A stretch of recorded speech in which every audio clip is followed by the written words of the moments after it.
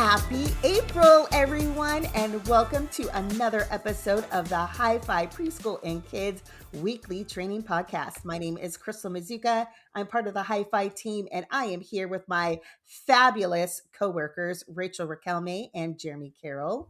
We are so excited to talk with you this week, but if you are listening to this podcast, you need to know something important.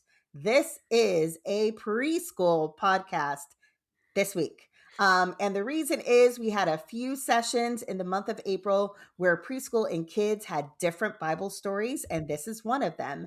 And so we wanted to honor you as leaders who are focusing on a specific Bible story to make sure that the training is exactly what you need. So that is why this is specifically for preschoolers. We do have another podcast as well for kids. So if you're a kids leader or if you're leading both, you could also enjoy that one as well. But today is going to be all about preschoolers as we teach God helps me with my actions. And our Bible story comes from Exodus 3 through 12, and it is about Moses and Pharaoh. Do you remember that song? Pharaoh, Pharaoh, oh baby, let my people go. Yeah. Do kids sing that in church anymore? Songs like that? Because I mean, I don't know.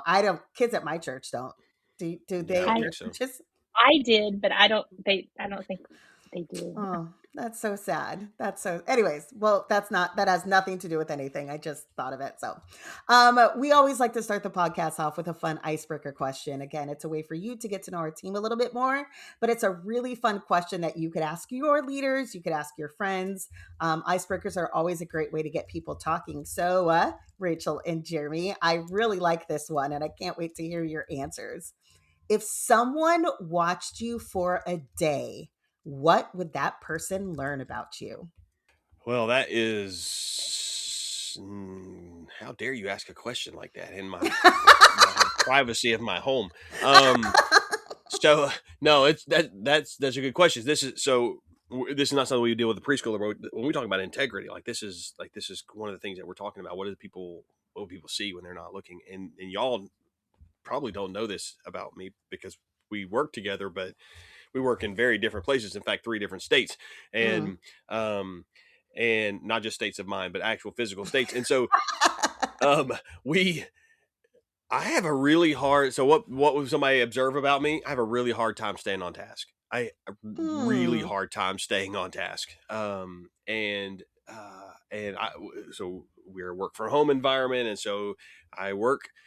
I don't know if I've ever shared it on this podcast, but I work out of a shed in my backyard, and even recording this podcast, I got dogs running around barking. I have a really hard time just digging in and focusing sometimes, not all the time, but sometimes. And so I think people would learn about me. I have a hard time just tuning in and focusing, whether it be dogs or family. And this week, my son-in-law's car broke down. And so there's always an excuse. In fact, y'all know this. We even rescheduled the recording of this podcast because I had excuses, right?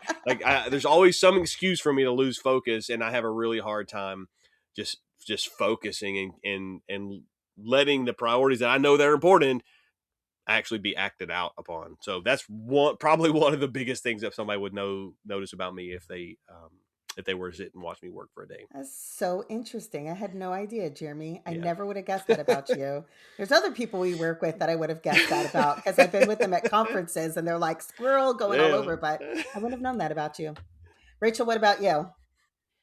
I thought of 2. One similar to Jeremy in the fact that I love a change of scenery. I've been on 2 meetings with Crystal today, and I've been in 2 different locations. I did notice that.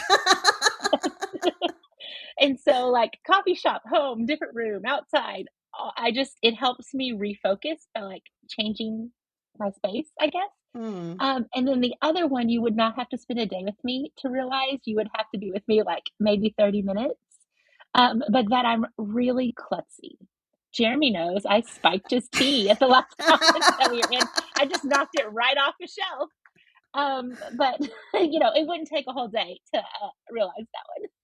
Yes, that's hilarious. I love that. Can you imagine if we all had just little security cameras and people could watch us all day? I think for me, and this one won't surprise either of you, but I sing a lot during the day. I work with music on in the background and I will just sing along, and I'm amazed that I can sing and type and work. It's almost like I have two different brains. The other one that might surprise people is literally how much string cheese I eat. Every time I go downstairs for whatever reason, I go in the fridge and I get a piece of string cheese. Oh, Jeremy's got a piece of cheese right there. I I love do. string cheese.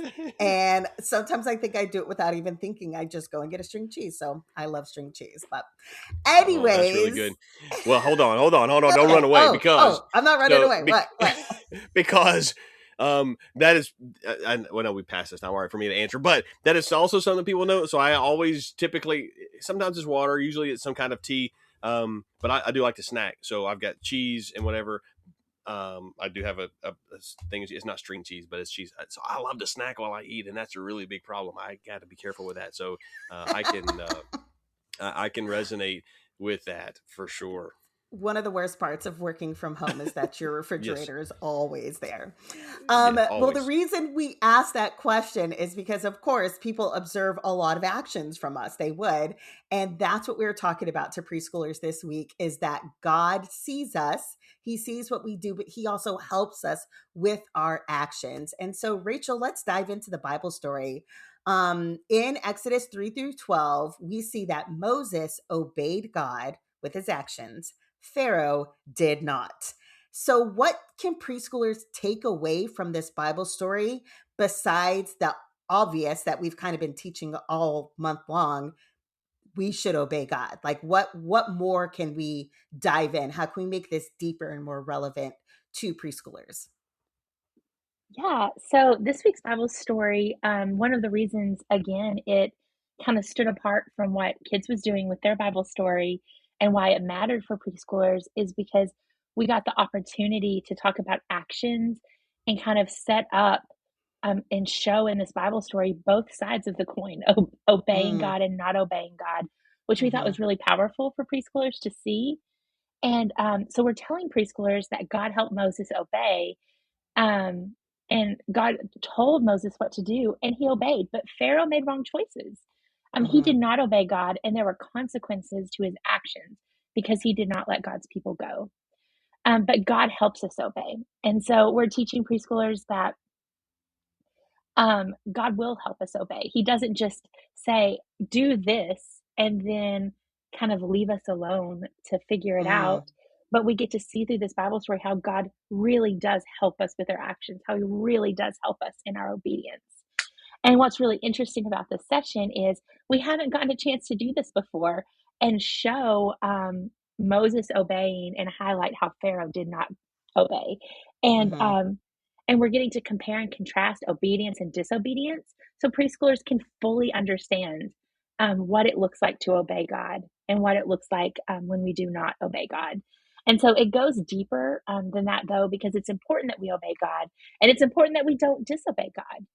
But what we really want to convey this week through our Bible story and through our main idea is that as we learn more about God, as we love God more, as we follow Him, our hearts change, and mm, it becomes less about what we should or should not do, but we are instead transformed to where we want to obey God.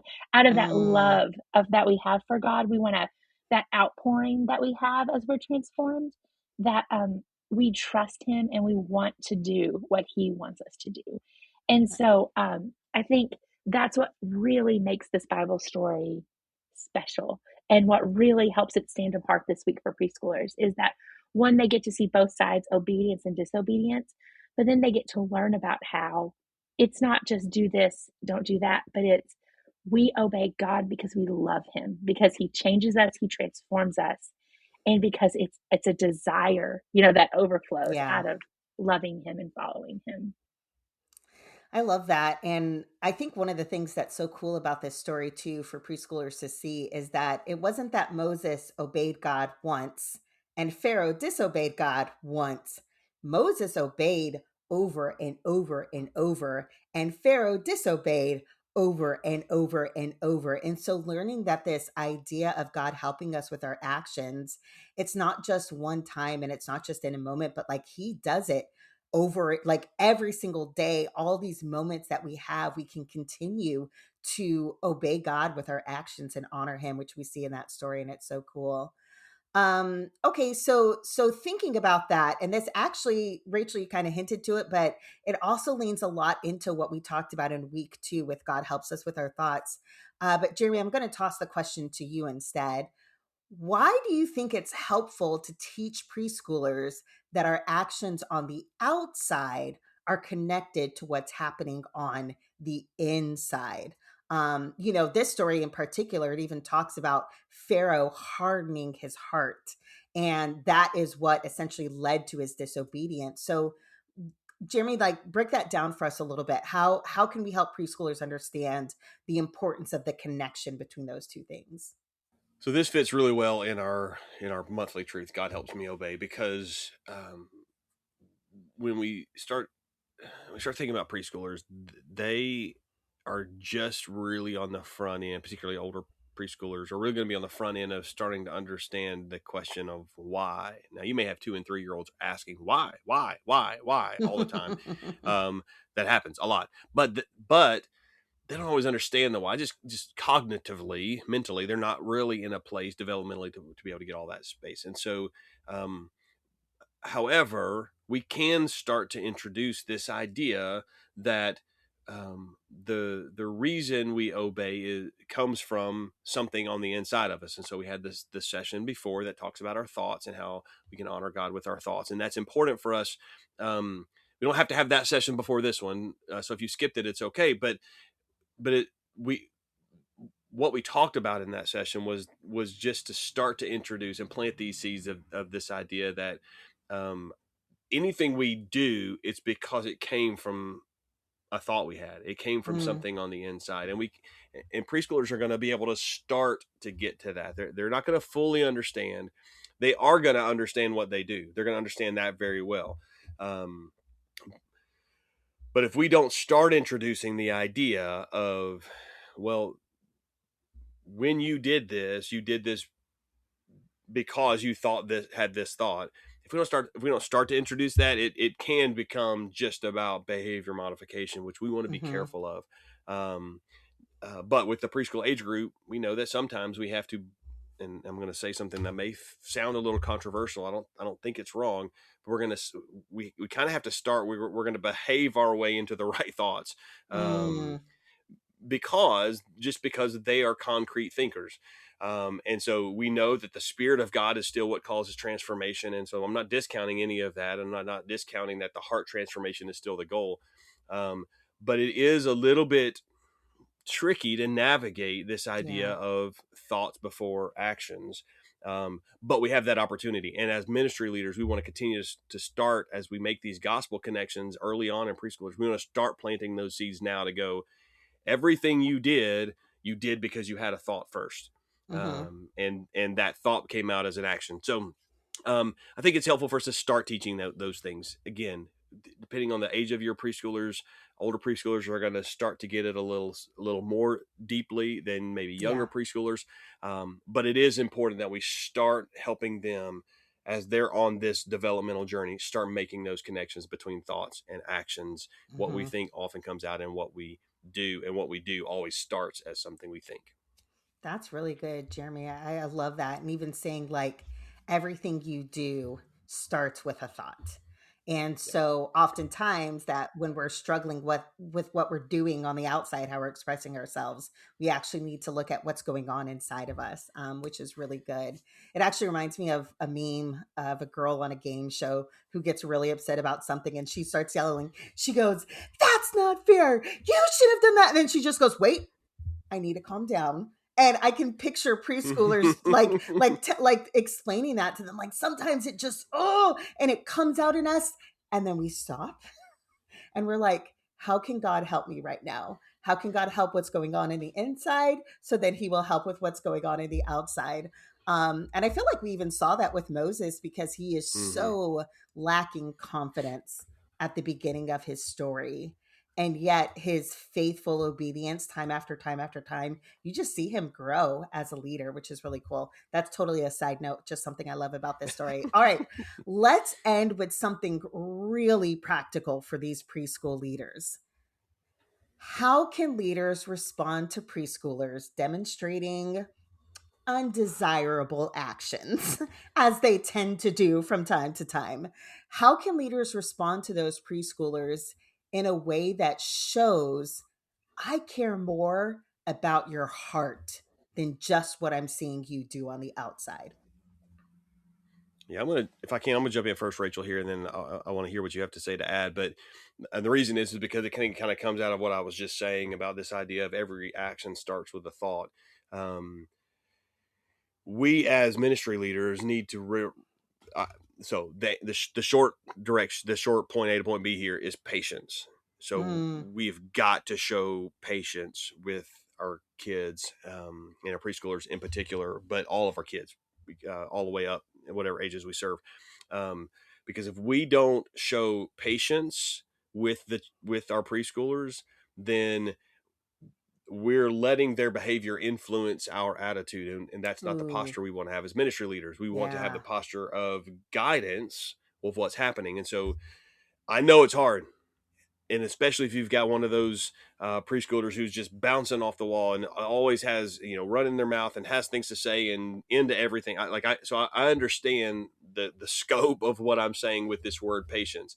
That's why it's a fruit of the spirit. We have to start by asking God to produce that in us. We need Him to do that. And so, if you have a particularly active class, I would say start by asking God for patience. Pray that prayer. God, you have the Spirit is living in me. Produce patience in me. You know that I Mm, stress and I struggle and I snap sometimes at the kids that I serve, the preschoolers I serve. So start with prayer. Always start with there. It's always a great place to start.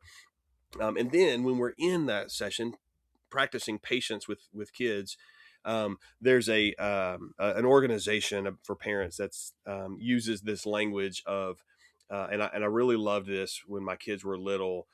We didn't use timeout language. We used take a break language. mm, And the subtle difference in that, maybe there's a need for timeout language, but the subtle difference in that is even with preschoolers and younger kids and even older kids, there is the idea of the break was for you to stop, to have an emotion, to physically stop, mentally stop, all psychologically stop, all that, and to ask yourself some questions.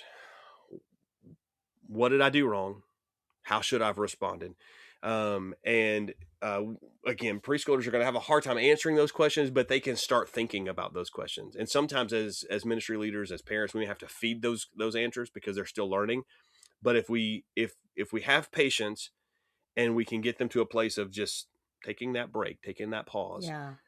that will, if we're doing that with patience and we're helping them, that will be a great step into steering their actions into a different thing and asking those questions. What did you do that was wrong? How can what could you do next time? How could you do Hmm. something different?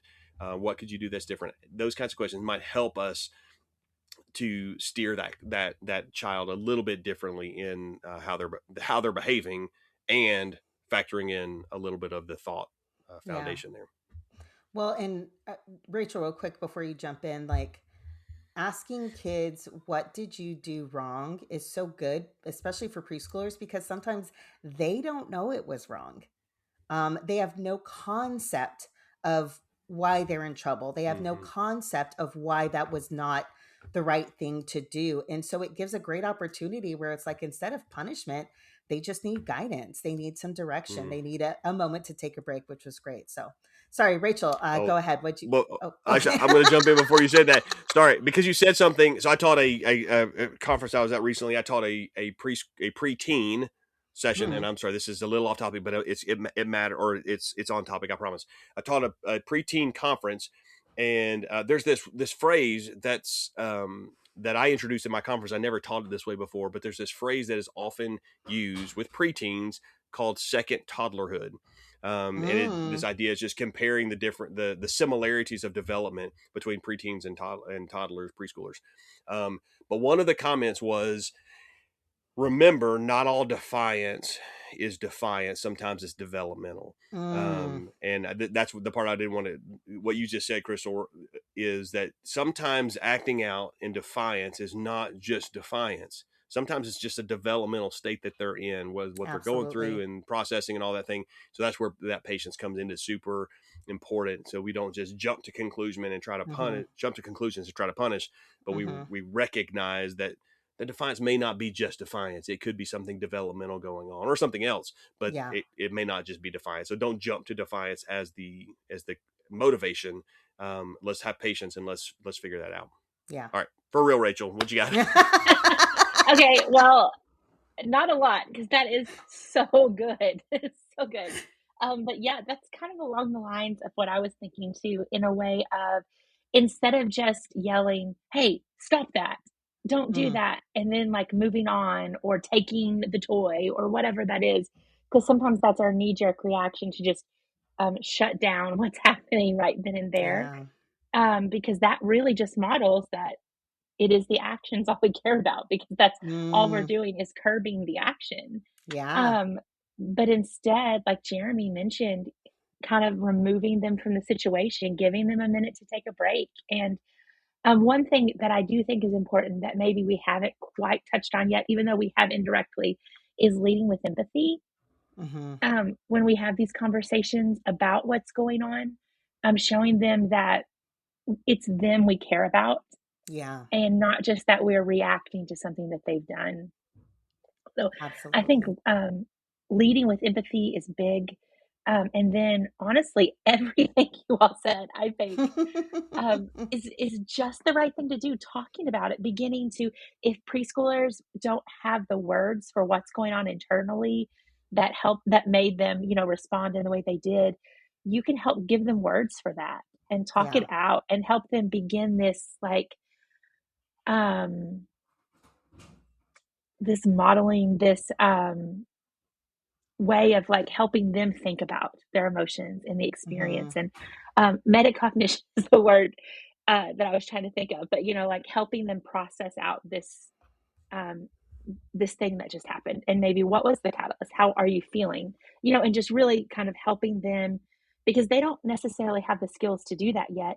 But as you give them the tools and model it and help them talk it out, those skills over time will begin to develop. I feel like we could do just a whole podcast on this alone. Well, thank you so much, everyone. We are so excited for getting to round out the month of April, teaching preschoolers that God cares about and helps us with our actions. We are super, super pumped for next month, starting May, with a new truth and new theme. Preschoolers, it's going to be here and now. God wants me to tell people about Jesus. And while you may not be a kids leader, you might also want to hear that kids is, I am here to share Jesus. And our theme is nonstop. And so we cannot wait. We hope that you'll join us again next week. And until then, enjoy creating real connection and true belonging.